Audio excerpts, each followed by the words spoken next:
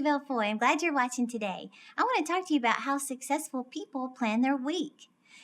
Focus is the number one key ingredient to success. Well, in order to get focused, you have to get organized. In fact, listen to this quote from Richard Cushing. He said, "Always plan ahead." It wasn't raining when Noah built the ark. In other words, he was prepared. He had everything in order, so when the rain came, he was ready.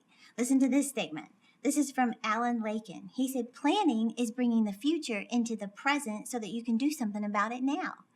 Well, you've heard that old phrase about failing to plan is planning to fail, and it really is the truth. In fact, I kind of call this my Sunday night strategy.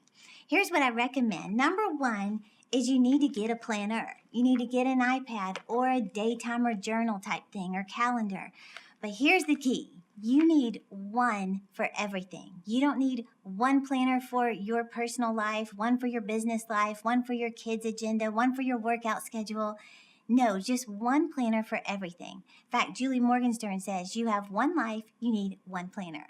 That way you document everything in one planner. I used to be the opposite. I had a workout calendar, I had a school calendar, a work calendar. Everything was all over the place. One calendar for everything. Number two is make a weekly to-do list. Now, I call it the Sunday night strategy because every Sunday night I plan out my entire week. Even if I just spoke somewhere on a Sunday morning and I'm flying home, I plan out the whole week on Sunday. And I have two lists. I have my business goals and my personal goals. Now, what you do is you just list everything you can think of. Look at the week at a glance. Look at everything that's coming up that week. It might be a recital. It might be practices. It might be lunch at your kid's school. Whatever it is in your personal life, list everything you can think of. So I'll list everything from call the dentist, give my nephew a birthday gift, get my nails done, get the car washed, pay the bills, do laundry, go to the bank. I list everything I can think of in my personal life that's going to happen that week. Then the business goals, I list everything that's coming up that week. It might be like this, podcast. And then I have to put on there, prepare the podcast. It might be team meetings, but then I also have to prepare for the team meetings. It might be Facebook Live. It might be a phone call with someone or writing some thank you cards. List everything you can think of in your business life if you have a job outside the home. But list two goals, personal and business. Well, the thing is, your flesh loves check marks. So whenever I do something like maybe I'm supposed to call my grandma and it's on the personal list, call grandma, check it off. We love to see little check marks. In fact, if you have an iPad, I use the little green check mark. That way you can actually see the accomplishment. Well, make sure you have all of those lists together. In fact, do you know Mary Kay Ash? She said that she attributed her success to the fact that every day she would make a list of her 6 most important things to accomplish. She said if I didn't accomplish all 6, I would carry it over to the next day. But she was focused. And see, that's how you succeed on purpose. Instead of waking up and just wondering what the day's going to bring, no, you have a plan to succeed on purpose. So after you make all of your lists, number 3 is prioritize your tasks. So look at the most important things. And of course, you're most energetic and alert in the morning, so do your most difficult task first. That's why I work out first and get the car washed later. Or that's the reason I may write an article first and then sign some thank you cards or birthday cards later. So do your most difficult task first.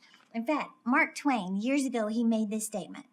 Eat a live frog first thing in the morning. Then he said this, nothing worse will happen to you the rest of the day.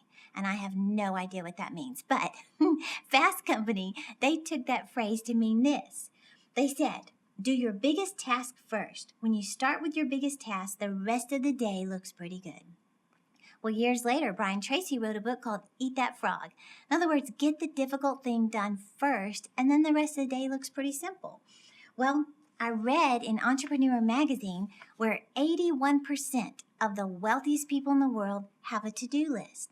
19% of the poor have a to-do list. So I think there's something to this. It's kind of like when you go to the grocery store and you have a list of things you need to buy at the store. You go in there, you stay focused, you get the stuff, and you get out. When you don't have a list, isn't it the truth? You just kind of wander aimlessly. If something grabs you, you grab it. You waste time, you waste money. Have a list. Have a list for your life. Have a list for your daily agenda. You're going to accomplish more in less time, and you're going to feel productive and peaceful when you have a plan. Well, I love this story about Andrew Carnegie. Years ago, he hired this man to come into his company and just kind of give them some advice on increasing productivity. He said the man just kind of looked around, he observed the organization, and then he just got out a piece of paper and he wrote a few things down. He handed it to the man and he just said this: do this, call me when you're done, and pay me whatever you think my idea is worth. Well, Mr. Carnegie opened it up and this is what it said. Every day, make a list of your top 5 priorities you need to work on. Start your day at the top of the list. Do not move down the list until you completed the most important task. He said, don't do anything else until the most important task is done. Well, he said, pay me whatever you think the idea is worth. This was a long time ago, I think like the early 1900s. 2 weeks later, Mr. Carnegie sent the man a check for $10,000. So I just gave you a $10,000 tip on increasing your productivity. Just making a to-do list and tackle your most important things first. So let me just add this real quick. Is assign a day for each task. You know, on Sunday night when you make your list of personal goals and business goals, assign a day to most of those tasks. Like if it's to call the dentist, don't just put call the dentist, because every day it's going to delay and prolong, move it over to the next day. But if you say Tuesday at 12 o'clock on my lunch hour, then you'll do it. Or whatever it is, if it's, opening a savings account and you're saying this is a year I'm going to tackle this, I'm determined to open my savings account. Put on there Friday at 12 o'clock because I'll get my paycheck. I'm going to run to the bank, open my savings account. And let me just add this little tip real quick. Keep an organized space. They say a cluttered desk is a sign of a cluttered mind. Peter Daniels says if you have a dirty desk, you probably have dirty undies. I'm not saying that. That's Peter Daniels. But I'm just saying when you clear things off, it just makes you feel more peaceful and productive, because just keep on your desk what you need to work on. And a little advice might be at the end of the day, take 10 minutes, even set the alarm on your phone, 10 minutes, and clean up the mess so you come back the next day with a productive, peaceful environment. So I just want to challenge you. Listen to this quote. There are some people who live in a dream world, and there are some who face reality. And then there are those who turn one into the other. Well, you can turn all your dreams into reality when you have a plan. So take this advice, start the Sunday night strategy, and you're going to feel more productive, more peaceful when you have a plan. If you're enjoying the podcast, please subscribe to this channel. Be sure to follow us on Instagram, Facebook, Twitter, so I can keep you motivated to achieve your dreams. Thanks for watching.